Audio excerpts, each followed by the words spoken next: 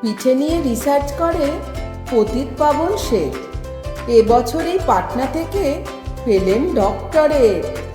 আজকে পিঠে ফোসকা কেন, দেহে কষ গর্ত, কোথায় পিঠের জন্মভূমি, স্বর্গ নাকি মর্ত?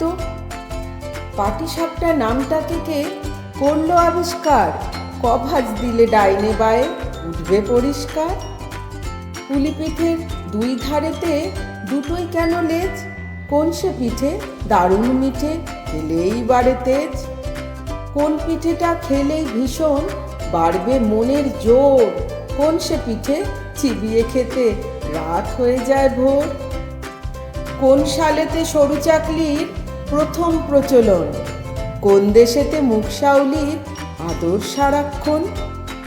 কোন সে জেলার গোকুল গ্রামে কোন বাড়িতে কবে গোকুল পিঠে সর্বপ্রথম জন্ম নিল ভবে?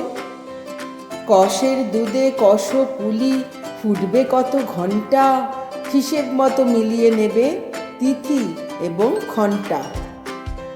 পুর কিসে হয় পুলি পিঠে কিংবা পাটিসাপটা? পুরটা কখন পুড়তে হবে, বিফোর নাকি আফটার? পৌষ পার্বণ উৎসবটার কোন সালেতে শুরু? সর্বপ্রথম বাউনি বাঁধেন বিখ্যাত কোন গুরু?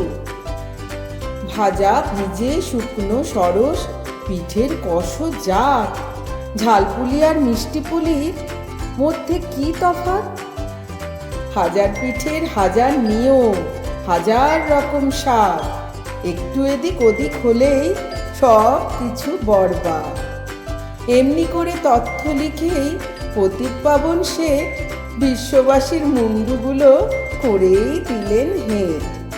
ফিলোসফিতে ডিফিল মেলে, লিটারেচারে ডিলিট, পিঠেলজিতে থিসিস লিখে ডিগ্রি পেলেন ডিপিট।